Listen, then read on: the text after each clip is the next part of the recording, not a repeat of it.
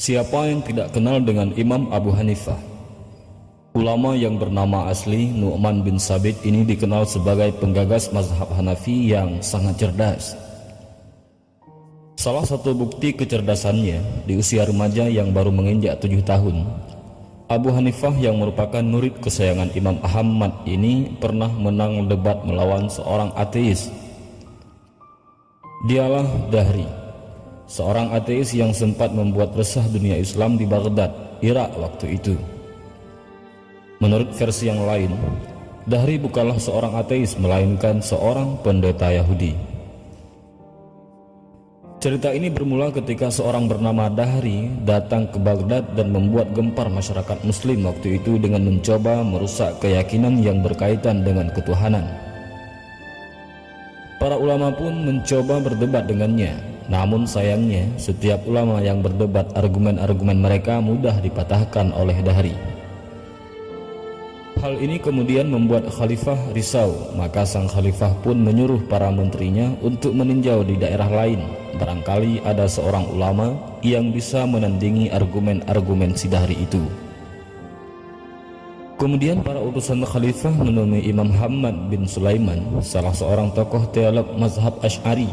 Ia juga merupakan guru dari Imam Abu Hanifah. Setelah para utusan itu menyampaikan kerisauan sang khalifah, maka disepakatilah akan dilakukan debat terbuka antara Imam Muhammad dengan Dahri. Selain itu, sang khalifah meminta agar perdebatan itu dilakukan di Masjid Jami' agar bisa disaksikan oleh banyak orang. Kontan saja masyarakat yang mendapatkan informasi tentang akan diadakannya debat, mereka ramai-ramai sudah mendatangi masjid sehari sebelum perdebatan dimulai. Mereka sangat menaruh harapan kepada Imam Muhammad karena beliaulah satu-satunya ulama yang diharapkan bisa mengalahkan Dahri. Sementara itu, di rumahnya Imam Muhammad tidak berhenti berzikir dengan mengucapkan tasbih, mensucikan keesaan Allah. Baginya, membicarakan tentang ketuhanan adalah bukanlah hal yang sepele. Tidak sabar rasanya ingin membungkam Dahri yang telah membuat keruh suasana. Jumat pagi harinya, Imam Abu Hanifah yang waktu itu masih sangat belia datang menghadap gurunya. Tidak seperti biasanya, ia mendapati gurunya sepertinya dalam kegentingan. Imam Muhammad pun menceritakan keadaan yang sebenarnya perihal rencana perdebatan dengan Dahri. Waktu itu, Imam Muhammad teringat akan mimpinya semalam. Lalu disampaikanlah kepada muridnya itu. Abu Hanifah sebagai murid yang beradab menyimak dengan khidmat tentang mimpi gurunya itu. Aku bermimpi ada sebuah dusun yang amat luas lagi indah. Di sana kulihat ada sebatang pohon yang rindang dan lembut buahnya dan lebat buahnya. Tiba-tiba di situ keluar seekor babi dari ujung desa. Lalu babi itu memakan habis buah yang masak dan ranum dari pohon itu, hingga ke daun dan dahan-dahannya habis dikunyah, yang tinggal cuma batangnya saja. Waktu itu juga keluar seekor harimau dari umbi pohon rindang tadi, lalu menerkam babi itu dengan gigi dan kukunya yang tajam. Kemudian babi tadi mati. Setelah menceritakan mimpinya, Imam Muhammad termenung seketika. Kekulatan pikiran yang telah diakibatkan Dahri bisa menggeser pegangan akidah umat. Ini tidak bisa dibiarkan, harus segera dihapus. Wajahnya yang tenang bagai air sungai yang mengalir jernih masih nampak bercahaya walau di saat yang begitu genting. Sementara itu, Abu Hanifah, sang murid yang ada di hadapannya, selain cerdas, ia juga punya kelebihan dalam hal tafsir mimpi, seperti Nabi Yusuf. Dalam pengamatannya itu, mimpi tersebut akan memberi pertanda baik bahwa si Dahri pasti akan mengalami celaka akibatnya nanti. Setelah meminta dan mendapat izin dari gurunya, Abu Hanifah kecil pun mencoba menafsirkan mimpi sang guru itu.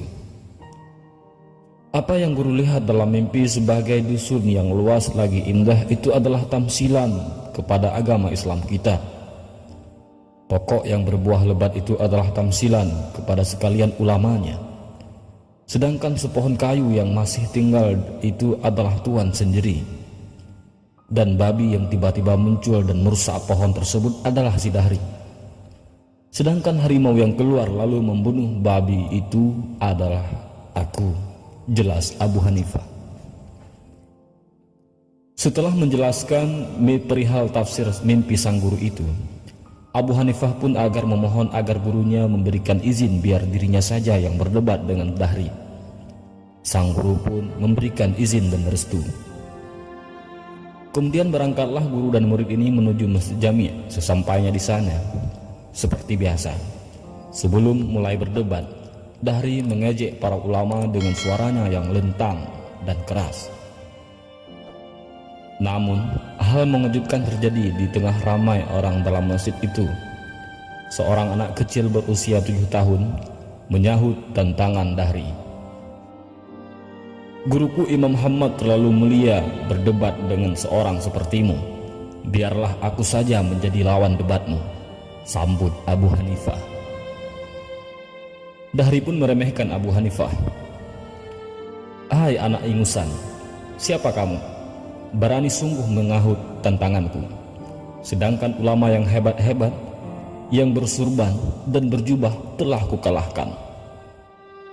Wahai Dahri, sesungguhnya Allah tidak melimpahkan kemuliaan dan kebesaran itu pada serban atau jubah yang dipakai. Tetapi Allah menganugerahkan kemuliaan kepada orang-orang yang berilmu dan bertakwa. Kemudian Abu Hanifah lalu membacakan firman Allah dalam surat Al-Mujadalah. Niscaya Allah akan mengangkat derajat orang-orang yang beriman di antaramu dan orang-orang yang diberi ilmu beberapa derajat. Quran surat Al-Mujadalah ayat 11. Geram rasanya hati Dahri mendengarnya kelincahan lidah anak kecil ini berdebat. Maka berlangsunglah debat yang sangat mendebarkan antara Abu Hanifah melawan seorang ateis bernama Dahri yang terkenal dengan pemikiran materialis dan ateisnya itu. Di atas mimbar, Dahri mulai melancarkan pertanyaan. Benarkah Allah itu ada? Bahkan jelas Allah memang ada, tegas Abu Hanifah. Kalau Allah ada, di mana tempatnya? Suara Dahri semakin meninggi. Imam Abu Hanifah yang menganut mazhab Asy'ari pun menjawab, Allah tetap ada, tetapi dia tidak bertempat. Heran, kau katakan Allah ada, tetapi tidak bertempat, bantah Dahri sambil melemparkan senyuman sinisnya kepada hadirin. Itu bisa saja terjadi wahai Dahri. Coba kau lihat pada dirimu sendiri. Bukankah pada dirimu itu ada nyawa? Abu Hanifah mulai mendebat. Orang-orang mulai memperhatikan gaya ilmuwan muda ini berpidato dengan penuh bakat. Bahkan, memang aku punya nyawa, dan memang setiap makhluk yang bernafas itu ada nyawanya, sahut Dahri itu. Imam Abu Hanifah berkata, tetapi apakah kau tahu di manakah letaknya nyawa atau rohmu itu? Di kepalakah? Di perutkah? Atau apakah di ujung kakimu?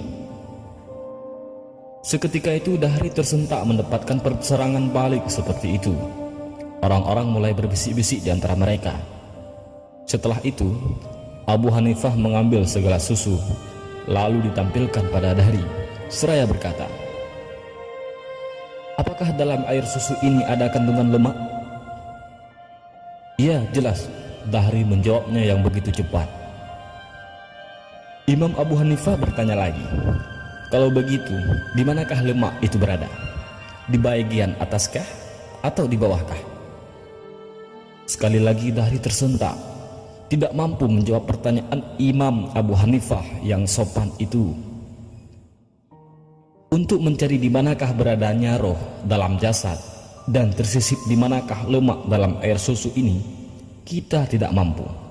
Bagaimana pula kita dapat menjangkau di manakah beradanya zat Allah di alam raya ini?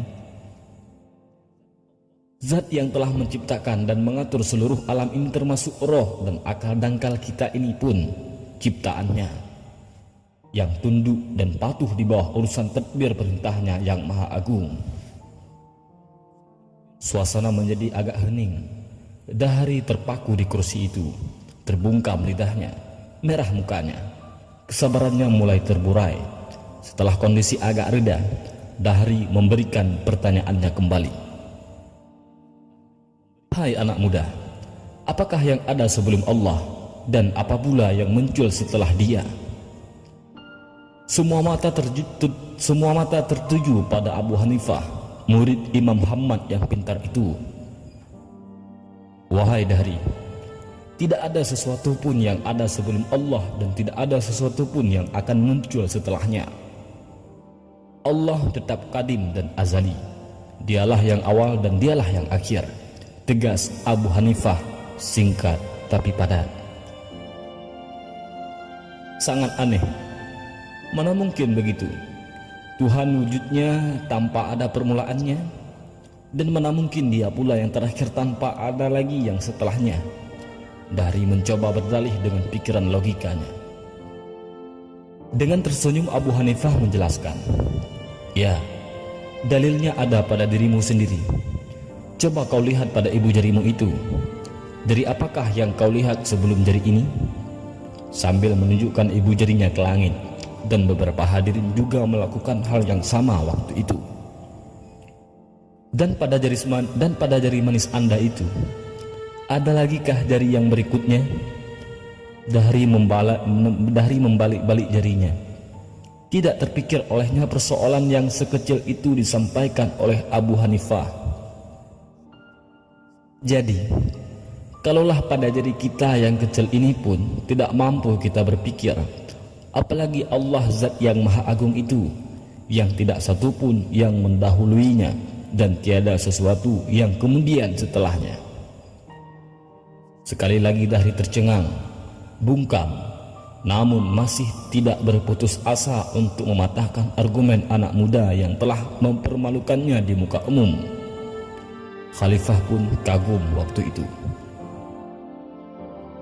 Dahri pun berpikir, mencari ide, seperti suatu ilham baru telah menyentuh otaknya.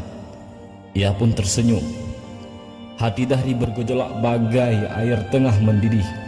Debat antara Abu Hanifah melawan ateis itu pun berlanjut. Ini pertanyaan yang terakhir buatmu. Hai bocah. Sengaja Dahri mengeraskan suaranya agar bisa menutupi rasa malunya itu. Allah itu ada, katamu. Apakah pekerjaan Tuhanmu saat ini? Pertanyaan tersebut membuat Abu Hanifah senyum riang. Ini pertanyaan sungguh menarik, tapi dari tadi Anda melontarkan pertanyaan di atas mimbar dengan suara lantang yang bisa didengar semua hadirin. Jadi harusnya sekarang saya yang berada di atas mimbar tinggi agar jawaban saya dapat didengar oleh semua orang yang hadir, kata Abu Hanifah. Abu Hanifah mempersilahkan Dahri turun dari mimbar. Dahri pun berjalan turun meninggalkan mimbar Masjid Jamiah, memberi tempat untuk Abu Hanifah. Setelah di atas mimbar, Abu Hanifah berkata dengan suara lantang yang berwibawa, ketahuilah wahai Dahri dan para hadirin, bahwa kerja Allah saat ini adalah menggugurkan yang batil, sebagaimana Dahri yang berada di atas mimbar diturunkan Allah ke bawah mimbar. Dan Allah juga telah menaikkan yang hak, sebagaimana aku yang berada di bawah sana telah dinaikkan ke atas mimbar Masjid Jamiah ini. Bagai halilintar menyambar, argumen Abu Hanifah menerjang kedua pipi Dahri. Seiring dengan itu, bergemalah pegikan takbir dari massa yang membludak memenuhi Masjid Jamiah itu. Allahu Akbar, Allahu Akbar, Allahu Akbar. Mereka memuji kewibawaan Abu Hanifah yang telah berhasil menyelamatkan martabat Islam dari lidah Dahri yang sesat lagi menyesatkan itu. Begitulah kisah debat antara Imam Abu Hanifah melawan seorang ateis. Beliau yang merupakan salah seorang pendiri mazhab keempat memang dikenal sebagai ahli ra'yu ataupun logika. Kecerdasannya diakui oleh ulama yang sezaman maupun generasi setelahnya. Hingga saat ini, nama Imam Abu Hanifah terus dikenal di seluruh dunia dan mazhabnya banyak diikuti oleh belahan dunia muslim. Wallahu a'lam.